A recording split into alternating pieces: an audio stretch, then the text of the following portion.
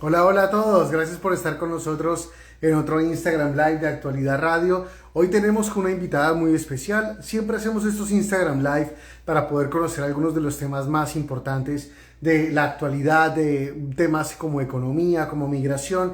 Y los martes en particular siempre hacemos un segmento de migración con la abogada Marta Arias. Así que si ustedes tienen preguntas sobre migración, mucha atención porque este es un espacio que ustedes están viendo esto seguramente en diferido, es una repetición de un Instagram Live que hacemos con Marta Arias, pero todos los martes más o menos a esta hora estamos conectándonos con la abogada Marta Arias para hablar de todos estos temas.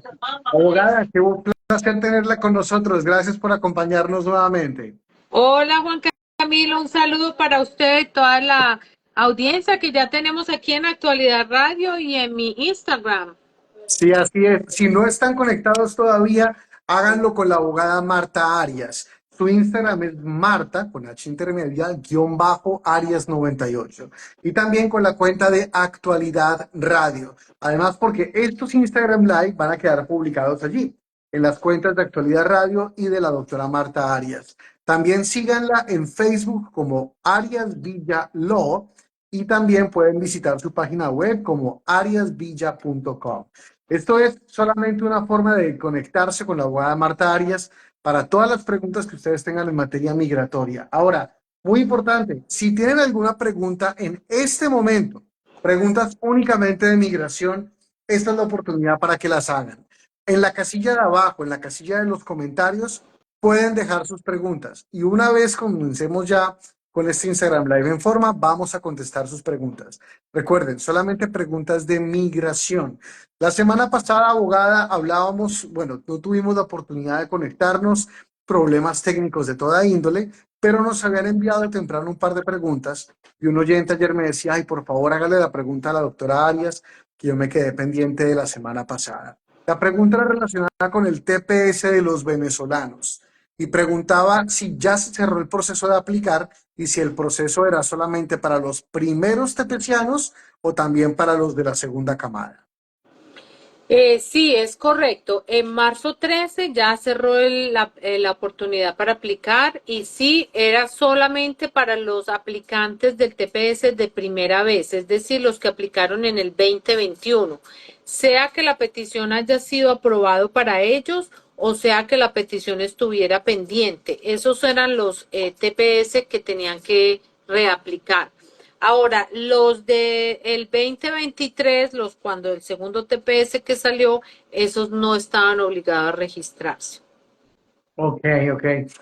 Si tienen alguna pregunta, recuerden, la podemos dejar abajo en la casilla de los comentarios. Abogada, por estos días muy atentos a una información sobre una ley, la SB4 en Texas, pero que parece que se ha enredado mucho recientemente y que ha dificultado mucho las cosas para las cortes. La mandaron a la Corte Suprema en Washington, la Corte Suprema dijo que todavía no, luego dijo que sí, luego la mandaron a una corte estatal.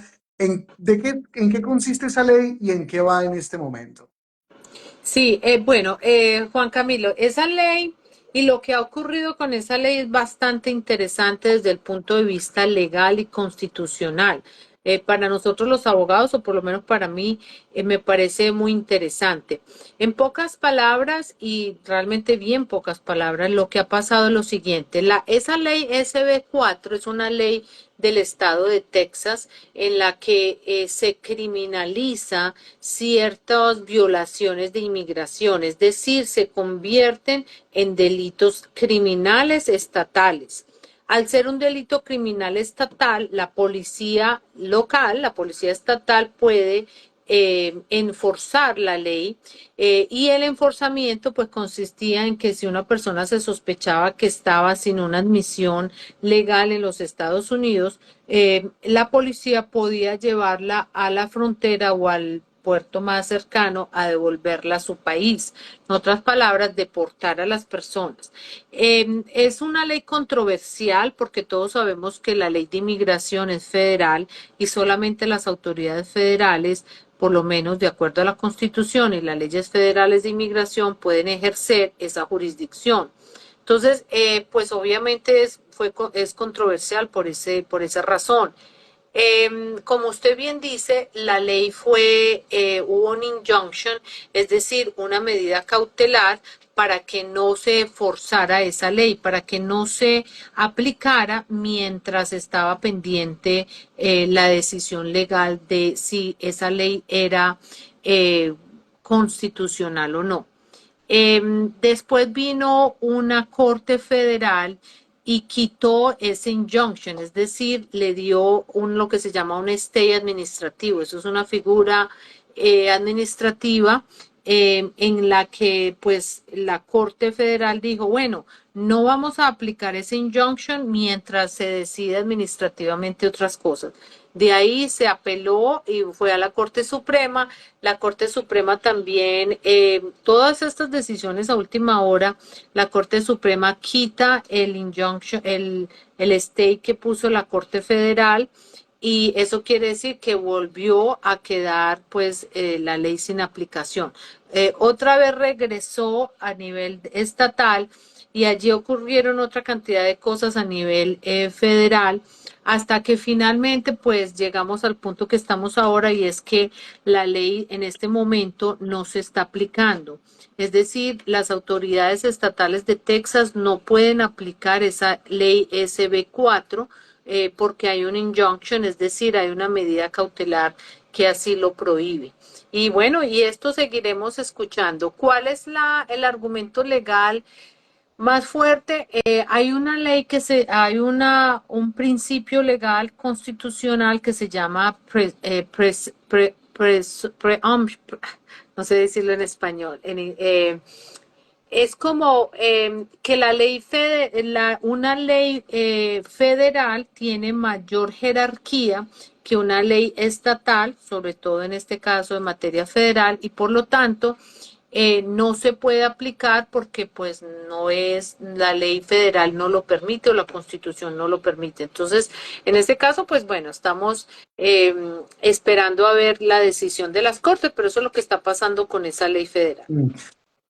Bien interesante, abogada, porque veíamos que incluso México estaba muy malhumorado, el presidente de México, la canciller mexicana diciendo, bueno, pero ¿ustedes a dónde van a deportar a esa gente? Porque ustedes no pueden deportar a México porque nosotros nos entendemos es con Washington, no con el gobernador de Texas. Entonces, como que se complica un poco la cosa porque es clarísimo que la frontera necesita una cantidad de correctivos súper importantes, pero de ahí a que pueda salir Texas a decir, no, pues yo les voy a resolver este problema porque yo no puedo permitir que esto siga pasando, como que es meterse en donde no le corresponde. O sea, al final están convirtiendo a los policías en agentes migratorios y cuando dicen, bueno, vamos a detener a los que parezcan indocumentados. Imagínense en Texas cómo hace uno para saber cuando una persona parece indocumentada o no. Sí, efectivamente. O sea, es una ley controversial desde todo punto de vista, no solo desde el punto de vista legal constitucional, sino también desde el punto de vista sociológico, ¿no? Hay puede haber una tendencia a que se categorice personas solamente por su apariencia física y eso pues obviamente viola muchos derechos, incluyendo derechos internacionales. Así que, bueno, yo pienso que esta ley, Juan Camilo, no va a pasar el requisito constitucional. Sin embargo, es como vamos a decir, un grito de auxilio, lo llamaría yo, del estado de Texas. El estado de Texas realmente, como otros estados fronterizos, está abrumado con la inmigración ilegal y pienso yo que es una forma de llamar la atención al gobierno federal y decirle, bueno, si usted no me resuelve esto, yo lo voy a tratar de resolver como sea y a usted también le va a costar porque todas estas demandas, si esto vaya y venga, también le está costando al gobierno federal. O sea, defender la ley de inmigración y entrar a pelear estos casos a nivel federal o de la Corte Suprema también le cuesta al gobierno de los Estados Unidos. Estos abogados son uno de los abogados mejor pagados del gobierno. y estamos envueltos en un litigio que todos sabemos que a lo mejor va a resultar a favor del gobierno federal y en contra de esta ley estatal, pero mientras tanto se gastaron un poco de plata en honorarios profesionales y en discusiones legales. Entonces, esto yo pienso que es un grito de auxilio del gobierno estatal y lo hacen para llamar esa atención, pienso yo, porque yo no creo Claro, que claro. vaya a continuar, no creo que vaya a pasar lo que llaman constitutional monster, o sea, ese requisito constitucional. Bueno, si ustedes tienen alguna pregunta sobre migración, vamos a dar espacio a la gente que está conectada para que hagan preguntas. Entonces, en la casilla de abajo de los comentarios pueden escribir sus preguntas y las vamos a contestar acá en vivo con la abogada Marta Arias. Y el teléfono que ustedes pueden ver abajo es el teléfono de la oficina de Marta Arias. Es el 305-671-0018. 305-671-0018 o pueden encontrarla en ariasvilla.com, ariasvilla.com. Bueno, vamos a algunas de las preguntas. Por acá vemos que DJRB dice, estoy en AOS, no sé qué será AOS. Ingresé mi proceso cuando había visas disponibles. Ahora mi caso dice que no hay visas, pero el boletín de visas no ha retrocedido. ¿Qué debo hacer? Sí, un AOS es un ajuste de estatus, Adjustment of Status. Adjustment of Ok. Status es cuando una persona pide la residencia dentro de los Estados Unidos. Entonces, ese ajuste de estatus o Adjustment of Status se sometió, en este caso la persona lo sometió cuando había una residencia disponible. Seguramente estamos hablando de una petición de una preferencia segunda como esposo de residente o tal vez de una petición cuarta como hermano de ciudadano americano o hijo adulto de ciudadano americano, en alguna de esas preferencias. Si la petición, el boletín de visa retrocedió, la persona simplemente va a continuar renovando su permiso de trabajo, no va a tener ningún otro problema, va a tener que esperar a que haya una visa disponible, a que otra vez llegue el boletín de visas a la preferencia que le corresponde, a la fecha que le corresponde a su preferencia. Nada más que hacer, solo esperar. Paciencia. Paciencia. Por acá mucha gente conectándose. Mauricio manda saludos. Nando, Beatriz, gracias a todos los que se están conectando. Vamos a contestar las preguntas en la casilla de abajo. Y también, si no alcanzamos, porque siempre se nos queda muy poco, muy corto el tiempo, pueden también dejarlas en ariasvilla.com. Ahí pueden sacar una cita o pueden llamar al teléfono que aparece abajo, que es el 305-671-0018. 305-671-0018, que es el teléfono del despacho de Marta Arias, con quien estamos conectados. Ella es una abogada de hace muchos años experta en asuntos migratorios, que siempre nos ayuda mucho a entender todos estos temas. Abogada, ¿qué nos puede contar de la oficina de UCIS de USCIS que parece que ya reabrieron otra vez en Honduras? Qué es lo que reabrieron y qué servicios van a estar disponibles desde allá? Sí, Juan Camilo, eso es una noticia que a algunas personas pues les sorprende, pero existen oficinas de UCIS, es decir, de Citizenship and Immigration Services regionales. Estas oficinas operan en algunos países de América Latina. En este caso se está reabriendo en la oficina en Tegucigalpa, Honduras. En Tegucigalpa, Honduras, las personas tienen la posibilidad ahora de procesar ciertas peticiones en estas oficinas de UCIS. Esta oficina va a estar localizada dentro de la Embajada de los Estados Unidos en Honduras y esta oficina va a procesar casos como las peticiones de refugiados, que son peticiones de asilos que se presentan en los consulados, las peticiones para las visa T, que son personas que han servido como testigos para ciertos casos aquí en los Estados Unidos, las peticiones para visas U y también ciertas peticiones VAWA, que es para personas abusadas por sus parejas.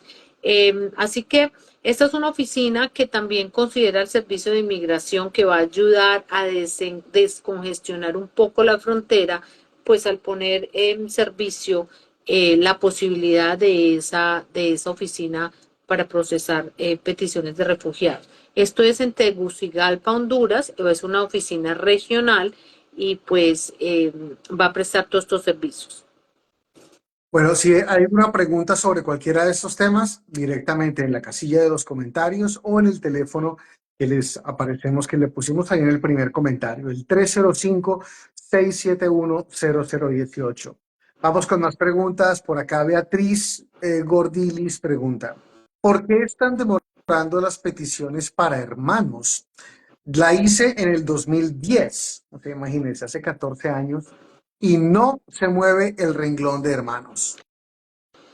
Sí, es correcto. Las peticiones de hermanos, estoy mirando el boletín de visas de abril de este año 2024 y van por el 8 de junio del 2007. Si esta persona hizo la petición en el 2010, bueno, ya casi, le falta más o menos unos 2 añitos o año y medio. La razón que no se mueven esas categorías es que son muy pocas las visas disponibles bajo la ley para esa categoría o para esa preferencia. Y además de que son pocas las visas disponibles, y cuando digo visas disponibles es el estatuto tiene un número de visas que se asignan en cada preferencia y esas visas que se asignan en cada preferencia son estándar, son fijas, porque eso es lo que dice la ley, o sea, eso no varía. Entonces, ese número de peticiones disponibles cada año puede que se demore cada vez más dependiendo del número de personas que venga. Le doy un ejemplo. Si usted, Juan Camilo, pide a su hermana y su hermana es casada, entonces ahí se están cogiendo dos visas, la de su hermana y la del esposo. Si aparte de que su hermana sea casada, tiene 4 hijos menores de edad que van a poder entrar con la petición, entonces estamos hablando de 4 visas más la hermana más el esposo son 6. Entonces, si en un determinado año las visas que se hacen disponibles son para hermanos o hermanas que tengan esposos y que tengan muchos hijos menores que vayan a entrar, cada una de estas personas está cogiendo una visa disponible. Entonces, si son 100 Wow. mil visas, si son 100.000 visas al año y resulta que hay un poco de hermanas con matrimonios y un poco de hijos, yo he visto personas hasta con 7 hijos. Entonces a esas personas están cogiendo todas 6, 7, 8 visas de esas 100.000. Ok. Entonces, por eso es que a veces no avanza, porque a veces son muchas las personas que están cogiendo. No es una petición por un solo hermano que viene un solo hermano, sino que viene la familia entera. Entonces, esa es la razón que varía y la razón de por qué no avanza tanto. Qué interesante que usted lo aclare, abogada, porque entonces no depende de hace cuánto tiempo usted presentó esa petición, sino también qué tan rápido se están agotando esos cupos. Porque si estamos hablando de 100.000, no estamos hablando de 100.000 trámites, sino de 100.000 personas. Y pueden ser la mitad del número de trámites, pueden ser menos incluso, porque a veces hay grupos. Y cuando en este caso, por ejemplo, abogada, que decía que hizo la petición en el 2010 y usted mencionaba menores de edad. ¿Esos son menores de edad en el 2010 o menores de edad hoy en día? Porque si se demoró Son 14 años, esos menores de edad ya están casados y ya de pronto hasta están separados y tienen hijos, imagínense. Bueno, si ya se casaron, aunque estén separados, ya quedaron fuera de la petición. Y pueden ser que tengan 18 años o 17 años, es decir, menores de edad, pero si se casaron, se emancipan y ya no tienen derecho a ser derivativos de esa petición.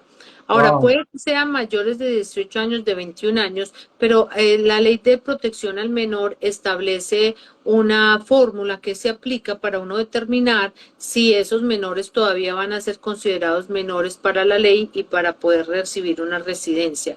Entonces, eso es una ley que se aplica, es una fórmula que tiene la ley y la ley se llama la ley de protección al menor. Entonces, pues hay que hacer primero la matemática para ver si van a alcanzar. Algunos alcanzan, otros no alcanzan, dependiendo de la edad que tenían cuando la petición se hizo por los padres. Hay unos que si la petición se hizo muy cerca, vamos a decir tenía 18, 19 años, eso seguramente no van a alcanzar. Pero si tenían 2 o 3 añitos cuando se hizo la petición, pues tal vez sí. Wow. Bueno, si tienen alguna otra pregunta, dejen la casilla de los comentarios. Vamos a contestarlas en vivo con la abogada Marta Arias. Y si no alcanzamos a contestarlas, porque siempre se nos acaba el tiempo, y también porque ahí está apenas una abrebocas, o sea, no estamos acá resolviéndoles el tema migratorio, pero sí estamos como sacando de algunas dudas. Siempre es bueno que se asesoren más a profundidad y la mejor forma de hacerlo es con abogados que sepan de este tema, porque estos sistemas son enredados, siempre se complican mucho, la gente tiene muchas dudas. La mejor forma de resolver esto realmente es consultando con personas que sepan de esto. Por eso la recomendación de Actualidad Radio siempre es optar por abogados expertos en migración como Marta Arias. Por eso compartimos su dirección, que es la de abajo, ariasvilla.com, y el teléfono, que es el 305-671-0018. Por acá se conectan Junior, Milton Cáceres manda saludos, Wilmer, Beatriz le agradece por la respuesta, abogada, y vamos a ver qué otras preguntas tenemos por acá. Bueno, mientras tanto, mientras revisamos otras preguntas, ¿extendieron por el año fiscal 2025 el periodo de registro de las H1B o cómo es eso exactamente? Sí, lo extendieron por casi, bueno, como unos días más. Lo que pasa es que el registro de las H1B, que son las peticiones de visas de profesionales, personas que tengan un título universitario de 4 años o más y una oferta de empleo en los Estados Unidos, hay que hacer un registro electrónico. Ese registro empezó alrededor del 6 de marzo de este año y terminaba el 22 de marzo, pero se extendió hasta el 25 de marzo, es decir, hasta ayer. La razón es que la semana pasada, sobre todo a fin de semana, hubo algunas glitches o algunos problemas con el sistema de inmigración. Esto ocasionó que las personas que estaban tratando de hacer el registro no lo pudieran completar. Entonces el Servicio de Inmigración extendió ese registro hasta ayer, 25 de marzo. Las Ok. respuestas al proceso, si la persona va a quedar registrada o elegida para esa registración inicial, las respuestas van a ser dadas el 31 de marzo y esa respuesta, si va a llegar ese día, no importa que se haya hecho la extensión de tiempo para el registro. Bueno, por acá tenemos más preguntas. Mauricio Arcila dice, ¿siguen muy demorados los procesos de asilo? Sí, los procesos de asilo siguen demorados y yo creo que van a seguir demorados por un buen rato si sigue entrando más y más y más gente por la frontera, eh, porque cada día pues está entrando más asilos a las cortes de inmigración y también al servicio de inmigración. Entonces, esto hace que se congestionen los servicios del gobierno y pues el factor humano yo creo que no da abasto para procesar esto. Acuérdese que Juan Camilo, a veces la gente no se ubica, simplemente dice, ay, es que se están demorando, ay, es que los procesos de asilo se demoran, ay, pero ¿por qué se demoran? A ver, es que hay que ponernos en los pies y en los zapatos o en el escritorio o en la silla de esos oficiales también. Póngase usted a pensar, Juan Camilo, si usted como oficial de inmigración tiene que revisar un asilo, donde le pueden mandar un folio así de grande de evidencias para analizar, donde usted va a tener que leer, por ejemplo, si es un asilo de Colombia que diga que a la persona le pasó yo no sé qué miles de cosas, o que la FARC, o que el ELN, o que las paramilitares, o que yo no sé qué, cualquiera que sea el argumento, hizo todo eso. Eso hay que leerlo, eso hay que revisarlo, eso los mandan también a hacer un experto forense para mirar que la documentación sea verídica y no hayan documentación falsas. Hay que corroborar datos, los corroboran con los consulados de Estados Unidos en el extranjero. Entonces, todo el proceso detrás de bambalinas para procesar ese asilo toma tiempo. ¿Cuánto tiempo? Así como un caso se le puede demorar a un oficial procesarlo 5, 10, 15 horas, puede ser más. Ahora, y en adición a eso viene la entrevista. Cuando uno va a la entrevista de asilo de una persona, Yo he tenido entrevistas de asilo con la oficina de asilos que demoran 3 o 4 horas. Entonces, en un día puede ser que ese oficial no alcance a hacer sino 1 o 2 entrevistas al día. Imagínese usted con todos los casos que tiene. Entonces, ese es el problema, que aunque haya muchos oficiales de asilos, también las peticiones son demasiadas y no alcanzan a evacuarlas. Mm. Si tienen alguna pregunta sobre estos temas o algún familiar o alguien que esté solicitando asilo o que se le esté complicando mucho algún proceso migratorio, aprovechen que tenemos acá a la abogada Marta Arias, pueden dejar sus comentarios o pueden llamar directamente al despacho, que es el 305-671-0018. 305-671-0018 o la página web ariasvilla.com. También muy recomendado, síganla en Facebook, porque en la página de Facebook publican siempre mucha información relevante, actualizada, noticias de migración, así que es bien interesante. Es Arias Villa Law, como de leyes. Arias Villa Law es el nombre de la firma de abogados, entonces así la encuentran en Facebook. Abogada, también otro tema interesante es que, y hemos hablado mucho, de precisamente por la falta de recursos, cómo van a aumentar las tarifas de muchos de los trámites para hacer documentación con las autoridades migratorias. Cada vez que uno va a hacer un trámite, tiene que pagar. Si uno va a sacar un asilo, si uno va a sacar, si el empleado va a sacar algún permiso, si, del empleador de algún empleado, si uno se quiere naturalizar, volverse ciudadano, en fin, si uno quiere actualizar la tarjeta de residencia permanente que está vencida, siempre hay que pagar algo. Y van a aumentar mucho los precios de varios de esos trámites. Pero parece que hay unas demandas para que no los aumenten. ¿O cómo? ¿Qué es lo que está pasando? Sí, efectivamente, a partir del 1 de abril de este año 2024, como habíamos dicho anteriormente, el Servicio de Inmigración va a aumentar las tarifas.